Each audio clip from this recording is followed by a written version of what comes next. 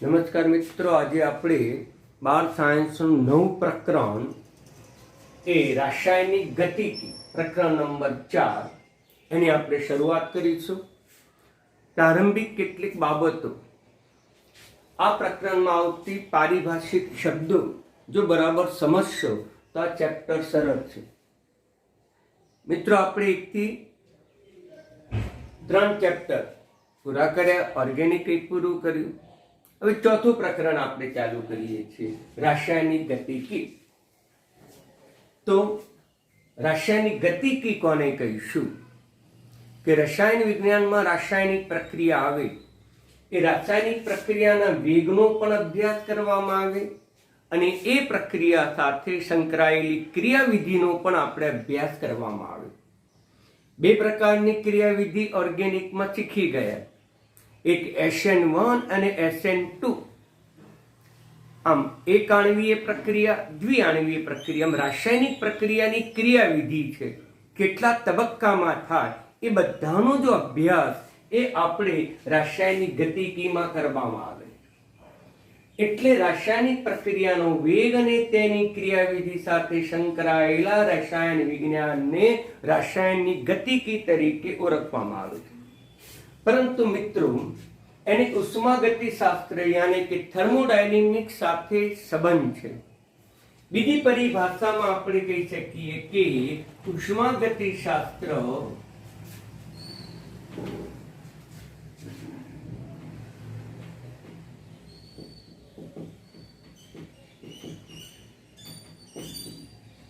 અને kinetic energy યાની કે રાસાયણિક ગતિકી એકબીજાને પૂરક છે, વિરોધી તો છે પણ સાથે સાથે એકબીજાને સહાયક પણ છે, પૂરક છે, એકબીજા વગર ન ચાલે. વિરોધી કઈ બાબતમાં છે કે રાસાયણિક પ્રક્રિયા શક્ય છે કે નહીં, આપમેળે થાય કે નહીં, કોણ નક્કી કરશે? તો કે ઉષ્માગતિશાસ્ત્ર નક્કી કરશે. ઉષ્માગતિશાસ્ત્રને આધારે પ્રક્રિયાની શક્યતા, પ્રક્રિયાની સ્વયંભૂતા એમ પણ કહેવાય. પ્રક્રિયા થાય કે નહીં કોણ નક્કી કરે? તો કે ઉષ્માગતિશાસ્ત્ર નક્કી કરે છે. રાસાયણિક ગતિકી પ્રક્રિયા થાય કે નહીં એ નક્કી કરતું નથી. થર્મોડાયનેમિક્સની મદદથી આપણે ગિબ્સની મુક્ત ઉર્જા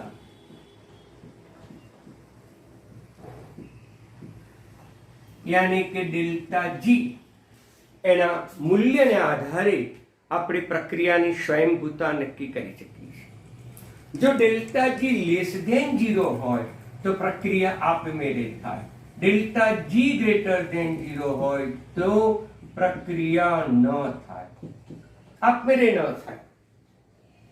જો ડેલ્ટા જી બરાબર 0 હોય તો મિત્રો ધોરણ 11 સાયન્સમાં શીખ્યા છે, કહી શકાય કે સંતુલન સ્થપાય છે, પ્રક્રિયા અટકી ગઈ છે, સંતુલન સ્થપાય છે.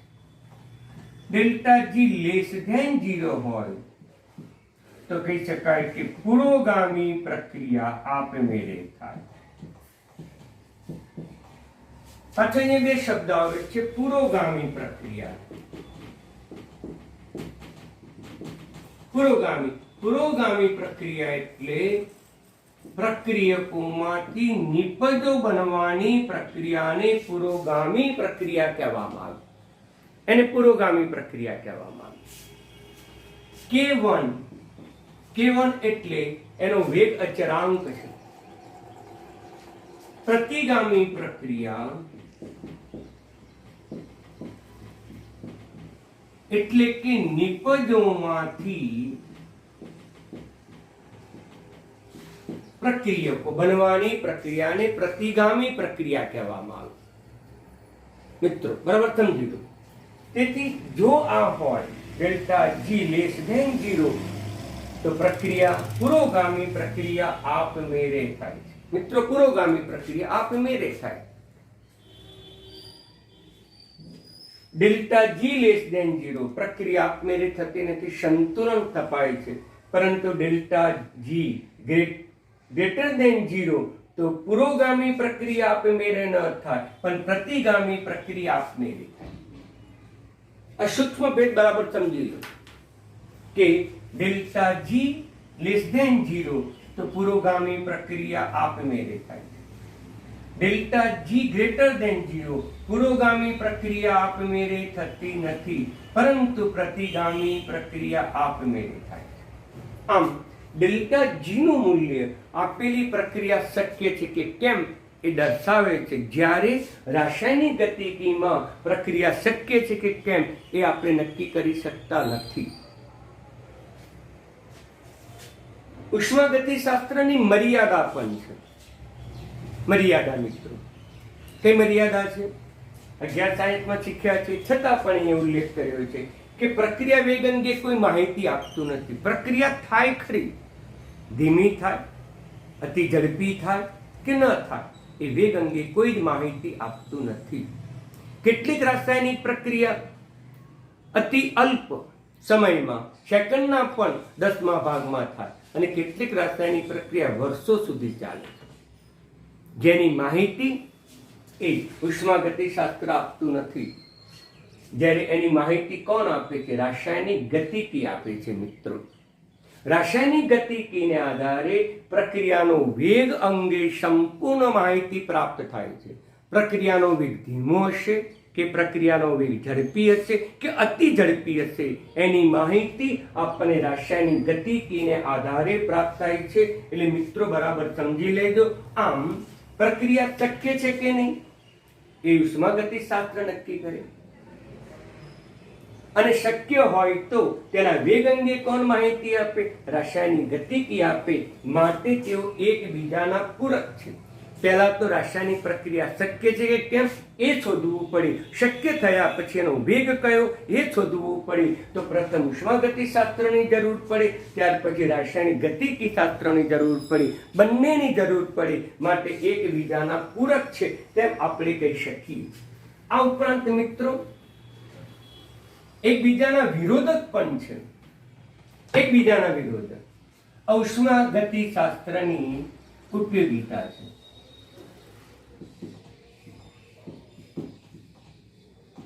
જ્યારે આ ઉષ્માગતિશાસ્ત્રની મર્યાદા છે. સામે પક્ષે વિચારીએ તો આ મુદ્દો એ રાસાયણિક ગતિકીની મર્યાદા છે. એ મર્યાદા બતાવે. જ્યારે બીજો મુદ્દો એ રાસાયણિક ગતિકીની ઉપયોગિતા બતાવે છે. મિત્રો, ઉષ્માગતિશાસ્ત્રની ઉપયોગિતા એટલે રાસાયણિક ગતિકીની મર્યાદા.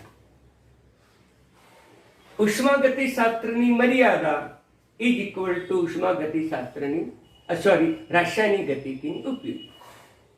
અને ઉપયોગિતા શું? પ્રક્રિયા આપમેળે થાય કે નહીં એ નક્કી કરાવો. જ્યારે આની મર્યાદા શું? પ્રક્રિયા આપમેળે થાય કે નહીં નક્કી કરી શકાતું નથી. આ નક્કી કરી શકાય, નક્કી કરી શકાતું નથી, પણ એની મર્યાદા. પ્રક્રિયા વેગ અંગે કોઈ જ માહિતી આપતું નથી, જ્યારે આ પ્રક્રિયા વેગ અંગે માહિતી આપે. આમ એકબીજાના વિરોધક બાબત છે.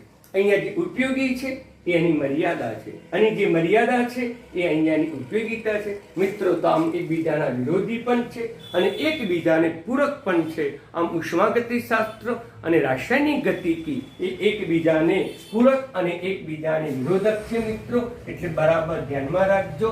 આ બંને બાબત તમને 11 સાયન્સમાં તમને ડેલ્ટા જી ઉષ્માગતિશાસ્ત્રના આધારે પ્રક્રિયાની સ્વયંભૂતા સમજાવી હતી, એની મર્યાદા પર સમજાવી. રાસાયણિક ગતિકીમાં શું છે અને જે ઉપયોગિતા છે એ એની મર્યાદા છે, અને જે મર્યાદા છે એ એની ઉપયોગિતા છે. મિત્રો, એટલે આટલી વસ્તુ તમે બરાબર ધ્યાનમાં રાખજો. હવે પ્રક્રિયા વેગ કોને કહીશું એની વ્યાખ્યા. કારણ કે શરૂઆતમાં પ્રક્રિયાના વેગ અંગે માહિતી લેવાની છે. તો પ્રક્રિયાનો વેગ કોને કહેવાય? વેગ એ સમયની સાપેક્ષ જ હોય. આપણે ફિઝિક્સમાં વેગ શું કહીએ છીએ? એકમ સમયમાં પદાર્થે કાપેલું અંતર. પણ મિત્રો, એ પદાર્થ અંતર કાપતો નથી. પદાર્થ એ ચોક્કસ પાત્રમાં એની સાંદ્રતામાં ફેરફાર થાય છે. એક પાત્રમાં પ્રક્રિયા કરીએ તો પ્રક્રિયકોની સાંદ્રતા ધીમે ધીમે ઘટે, નિપજોની સાંદ્રતા ધીમે ધીમે વધે. પ્રક્રિયકોની સાંદ્રતા સતત બદલાતી જાય, નિપજોની સાંદ્રતા પણ સતત બદલાતી જાય. આમ સમયની સાપેક્ષે પ્રક્રિયકો અથવા નિપજોની સાંદ્રતામાં થતા ફેરફારને આપણે પ્રક્રિયા વેગ તરીકે ઓળખવામાં આવે. વ્યાપક સમીકરણ લઈને આપણે હંમેશા ચર્ચા કરવામાં આવે છે. મિત્રો,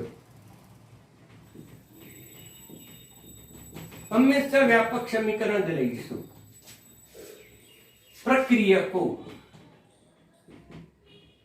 પ્રક્રિયકોમાંથી નિપજો બને. પ્રક્રિયકોનું અંગ્રેજી છે રિએજન્ટ. નિપજોનું અંગ્રેજી છે પ્રોડક્ટ. આ રિએજન્ટ છે, આ પ્રોડક્ટ. એનો પહેલો અક્ષર ધ્યાનમાં લેવામાં આવે છે એટલે RPP. મિત્રો, જ્યારે જ્યારે વ્યાપક સમીકરણ લઈશું ત્યારે રિએજન્ટ પ્રક્રિયકો સમજવાનું, P પ્રોડક્ટ નિપજો સમજવાનું. કારણ કે રાસાયણિક પ્રક્રિયાઓ તો અસંખ્ય છે. આ બધી અસંખ્ય પ્રક્રિયાઓ લઈને સમજાવું એના કરતા એનું પ્રતિનિધિત્વ કરતો કોઈ પણ પ્રક્રિયક હોય તેના માટે R અને કોઈ પણ નિપજ હોય તેના માટે P. આટલી વસ્તુ યાદ રાખો. બધી રાસાયણિક પ્રક્રિયા માટે આનો સમાવેશ થાય છે.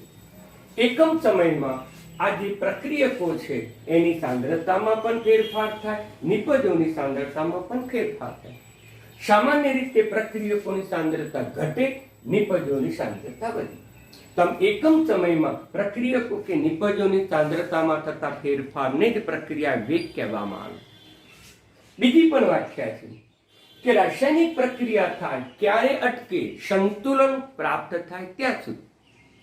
તેથી એકમ સમયમાં આપણે લાગતા સમયમાં સંતુલન પહોંચવા માટે લાગતો સમય એને પણ પ્રક્રિયા વેગ તરીકે ઓળખવામાં આવે. કારણ કે સંતુલન થપાયા પછી પ્રક્રિયકો કે નિપજોની સાંદ્રતામાં ફેરફાર થતો નથી. પ્રક્રિયકો કે નિપજોની સાંદ્રતા અચળ રહે છે. મિત્રો, જે તમે 11 સાયન્સમાં સંતુલનના ચેપ્ટરમાં શીખી ગયા છો. સંતુલન એટલે પ્રક્રિયકની સાંદ્રતા પણ ન બદલાય, નિપજોની સાંદ્રતા પણ ન બદલાય. એ સ્થિતિને સંતુલન કહેવાય. સંતુલન એટલે પુરોગામી પ્રક્રિયા કે પ્રતિગામી પ્રક્રિયા બંનેનો વેગ સમાન થાય. ટૂંકમાં સંતુલન, પ્રક્રિયકની સાંદ્રતા ના બદલાય, નિપજોની સાંદ્રતા પણ ન બદલાય, એને સંતુલન કહેવાય. આમ સંતુલન પ્રાપ્ત કરવા માટે જે સમય લાગે એને પ્રક્રિયા વેગ કહેવામાં આવે છે. આમ સંતુલનને પહોંચવા માટે લાગતા સમયને પ્રક્રિયા વેગ તરીકે ઓળખવામાં આવે. મિત્રો, બરાબર સમજી લો. એકમ સમયમાં પ્રક્રિયકોની સાંદ્રતામાં થતો ફેરફાર, નિપજોની સાંદ્રતામાં થતા ફેરફારને પ્રક્રિયા વેગ કહેવામાં આવે છે. આખું જે ચેપ્ટર છે ધીમે ધીમે મેથેમેટિકલ્સમાં જતું રહેશે, સંકેતો સ્વરૂપમાં જતું રહેશે. પણ એ પહેલા તમારે એના માટે આવતા પારિભાષિક શબ્દો અને એની સંજ્ઞાઓ બરાબર સમજી લેવાની. સરળ છે, હું વારંવાર એને સમજાવવા પ્રયત્ન કરીશ. હવે પ્રક્રિયા વેગ ઉપર અસર કરતા પરિબળો. મિત્રો, આ જે છે પ્રશ્ન એ તમને થિયરીમાં પૂછી શકે. આ થિયરી પ્રશ્ન છે કે પ્રક્રિયા વેગ એટલે શું, તેની પર અસર કરતા પરિબળો જણાવો. ભૂતકાળમાં આ પ્રશ્ન થિયરીમાં પૂછાઈ ગયેલો છે. અસર કરતા પરિબળો જણાવો તો માત્ર તમારે લખી નાખવાના. મિત્રો, એના વિશે કોઈ ચર્ચા નહીં કરવાની, વધારે લખવાનું જ. અસર કરતા પરિબળો જણાવો કીધું છે તો જણાવો શબ્દ આવે તો પછી આટલું જ લખવાનું. સાંદ્રતા, તાપમાન, દબાણ, ઉદ્દીપક, અસર કરતા અસરકારક સપાટીનું ક્ષેત્રફળ, આટલું જ, બીજું કંઈ નહીં. હવે તમે બરાબર ધ્યાન આપો. જો ચર્ચા પૂછે કે સાંદ્રતાની અસર સમજાવો, તાપમાનની, દબાણની કે ઉદ્દીપકની કે અસરકારક સપાટીનું ક્ષેત્રફળ, જો તમને અસર સમજાવો પૂછે તો તમારે ડિટેલ્સ લખવી પડે. તો પહેલી આપણે ચર્ચા કરી સાંદ્રતાની અસર.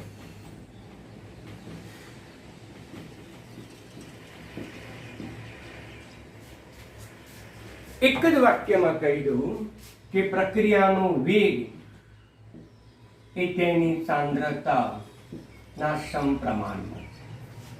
આટલું. જેમ સાંદ્રતા વધુ તેમ પ્રક્રિયાનો વેગ વધુ, જેમ સાંદ્રતા ઓછી તેમ પ્રક્રિયાનો વેગ ઓછો. મિત્રો, બીજો એક સંજ્ઞા બરાબર ધ્યાનમાં રાખવાનું છે. સાંદ્રતા માટે કાટખૂણ્ય કૌંસ કરવામાં આવે છે. સાંદ્રતા માટે કાટખૂણ્ય કૌંસ કરવામાં આવે છે. મિત્રો સમજી લો, આવું લખેલું હોય આર, એનો અર્થ એમ થયો કે આર ની સાંદ્રતા.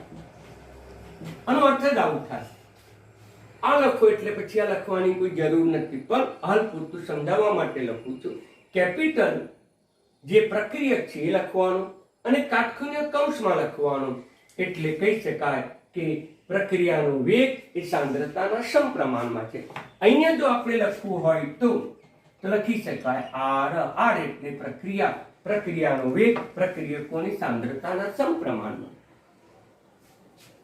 પી ખાલી લખો અથવા આર ખાલી લખો તો એ સાંદ્રતા બતાવતું નથી, એ પદાર્થની સંજ્ઞા બતાવે છે. પરંતુ જો તમે કાટખૂણ્ય કૌંસમાં લખો કે આર ની સાંદ્રતા થઈ. પી એ શું બતાવે છે? પી એ પદાર્થનું સૂત્ર બતાવે છે. જ્યારે તમે કાટખૂણ્ય કૌંસમાં લખો તો એ કહી શકાય કે પી ની સાંદ્રતા સૂચવે છે. દાખલા તરીકે NH3 લખો તો એમોનિયમ પ્રક્રિયક થયું, પદાર્થ થયું. પરંતુ જો તમે એને કાટખૂણ્ય કૌંસમાં લખો તો આને કઈ રીતે વંચાય, કઈ રીતે ઓળખાય, કઈ રીતે સમજવાનું? તો કહેવાનું એમોનિયમની સાંદ્રતા. આ એમોનિયમની સાંદ્રતા એવો અર્થ થયો. દાખલા તરીકે Cl2 લઈએ તો Cl2 શું બતાવે? પદાર્થનું સૂત્ર બતાવે.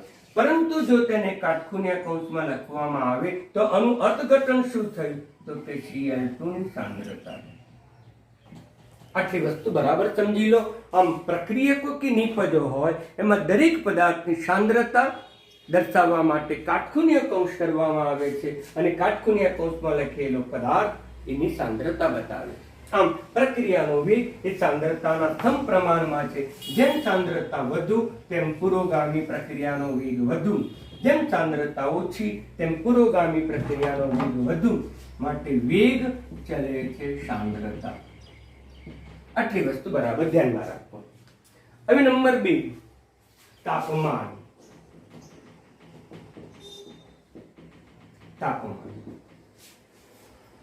મિત્રો, તાપમાનના સંદર્ભમાં રાસાયણિક પ્રક્રિયા 2 પ્રકારે છે. એક ઉષ્માશોષક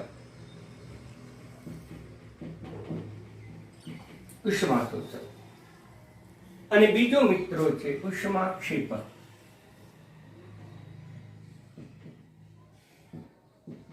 એક ઉષ્માશોષક પ્રક્રિયા છે, બીજું ઉષ્માક્ષેપક પ્રક્રિયા છે.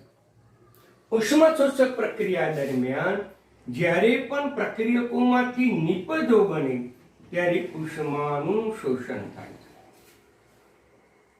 રાસાયણિક પ્રક્રિયા થાય ત્યારે પ્રક્રિયકોમાંથી નિપજો બને. પ્રક્રિયકો આપણે બીજા લઈએ, X માંથી Y બને ત્યારે ઉષ્મા છૂટી પડે. તેને ઉષ્માક્ષેપક અને ઉષ્માશોષક 11 સાયન્સમાં બરાબર સમજ્યા છો. અને બીજી રીતે પણ લખાય આર ઉષ્મા. ગણિતના નિયમની મદદથી ઉષ્મા ડાબી બાજુ લીધી માઇનસ. ત્રીજી રીતે પણ લખાય R tend to P delta H is equal to plus value. જો પ્લસ વેલ્યુ એટલે ઉમેરો થઈ, ઉર્જા ઉમેરાઈ માટે ઉષ્મા શોષક છે. અને પણ વિવિધ રીતે લખાય. ગણિતના નિયમ મુજબ ઉષ્મા એ મૂલ્ય છે, એને દિશા બદલી નાખો એટલે માઇનસ થશે. X minus Y delta H is equal two minus value. મિત્રો, આ ઉષ્માક્ષેપક પ્રક્રિયા છે. માઇનસ વેલ્યુ આવે તો ઉષ્માક્ષેપક, કારણ કે ઉર્જામાં ઘટાડો થઈ ઉષ્મા પર્યાવરણમાં ચાલી જાય. પ્રક્રિયકોમાંથી નિપજો બનો, ઉષ્મા છૂટી પડી, પર્યાવરણમાં નિપજોની સાંદ્રતામાં ઘટાડો અને ઘટાડો સૂચવવા માટે માઇનસ. અહીંયા પ્રક્રિયકોમાં ઉષ્મા ઉમેરાઈ, નિપજો બની એ વખતે ઉષ્માનું એડિશન થયું, ઉમેરાયું, પ્લસ થયું અને પ્લસ થયું એટલે પ્લસ વેલ્યુ લખાય. હવે અહીંયા તાપમાનનો વધારો અનુકૂળ. તાપમાનમાં જો વધારો કરવામાં આવે તો અનુકૂળ છે. પુરોગામીનો વેગ વધે. મિત્રો આટલી વસ્તુ બરાબર સમજી લો, જે લ કેટલીના સિદ્ધાંતને આધારે આપણે 11 સાયન્સમાં શીખ્યા છીએ. એ જ પ્રમાણે અહીંયા તાપમાનનો વધારો કરવામાં આવે તો લ કેટલીના સિદ્ધાંત મુજબ તાપમાન ઘટે તે દિશામાં પ્રક્રિયા થાય. આ દિશામાં જાઓ તો તાપમાન વધ્યું, આ દિશામાં જાઓ તો તાપમાન ઘટ્યું. એટલે કહી શકાય કે પ્રતિગામી પ્રક્રિયા થાય. એટલે કે પુરોગામી પ્રક્રિયાનો વેગ ઘટે.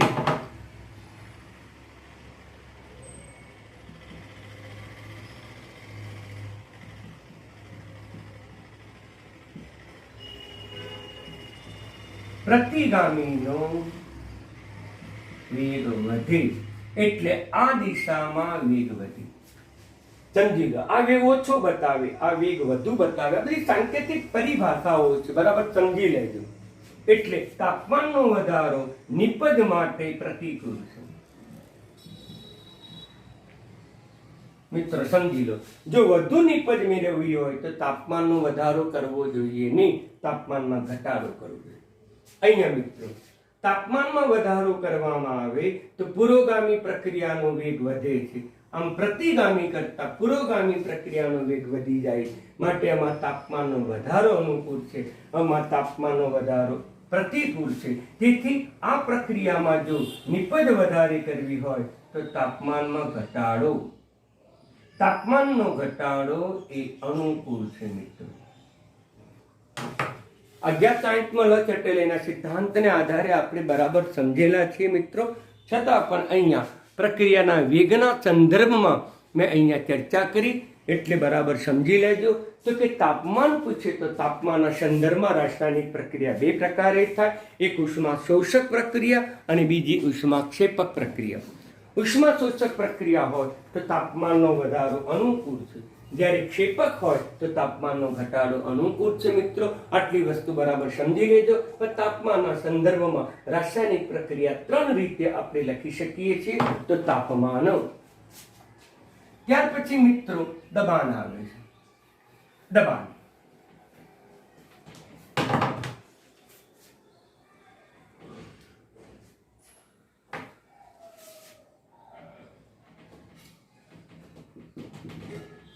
દબાણ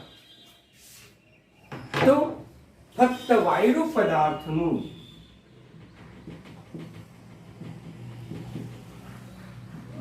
જ વાયુ પદાર્થને જ ધ્યાનમાં રાખવામાં આવે.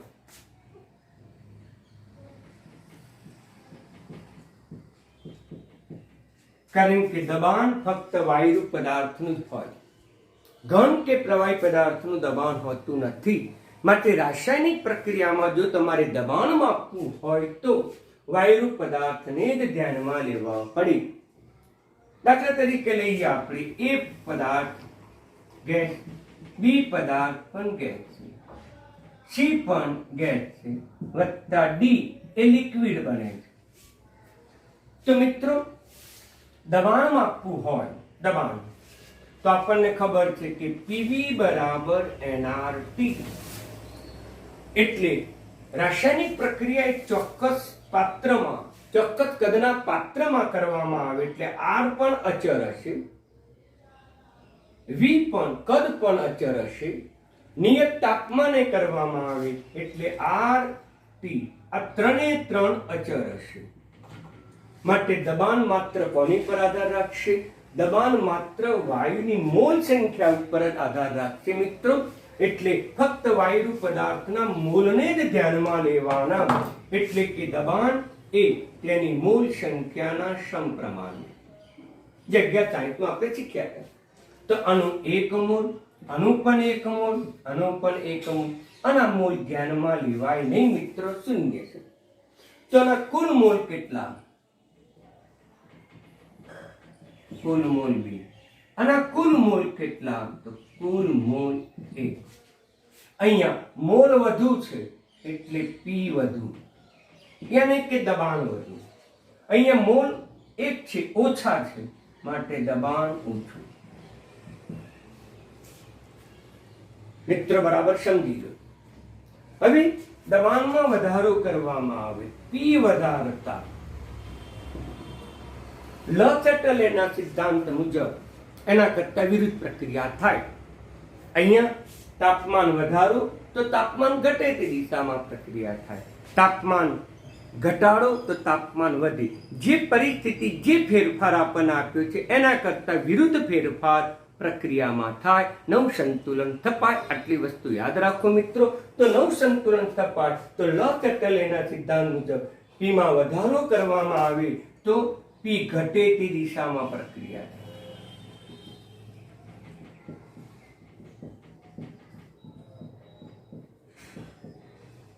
મિત્રો પી ઘટે તે દિશામાં કઈ દિશામાં પી ઘટે છે?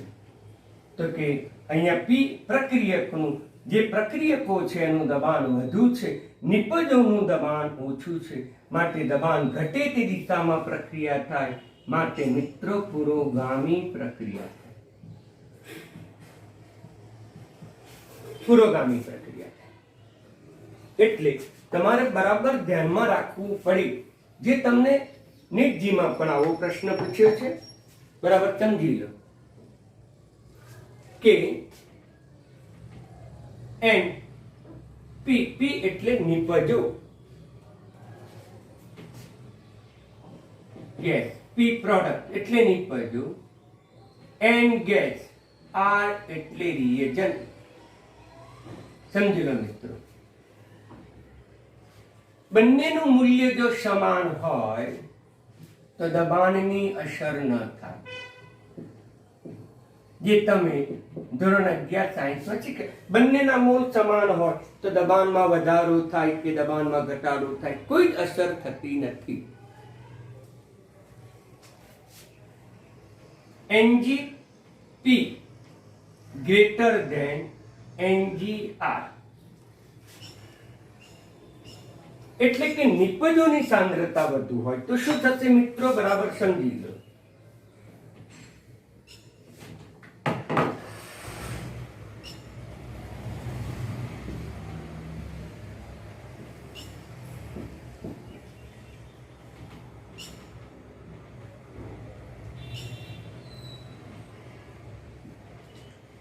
આના કુલ મૂળ એક, આના કુલ મૂળ 1 ને 1 2 તો તમને ખબર છે. અહીંયા દબાણ ઓછું હશે, અહીંયા દબાણ વધુ હશે, કારણ કે દબાણ મૂળના સમપ્રમાણમાં. અહીંયા મૂળ ઓછા માટે દબાણ પણ ઓછું, અહીંયા મૂળ વધુ માટે દબાણ પણ વધુ નીચું. હવે દબાણ વધારતા તો લચેટલેના સિદ્ધાંત મુજબ દબાણ ઘટે તે દિશામાં પ્રક્રિયા થાય.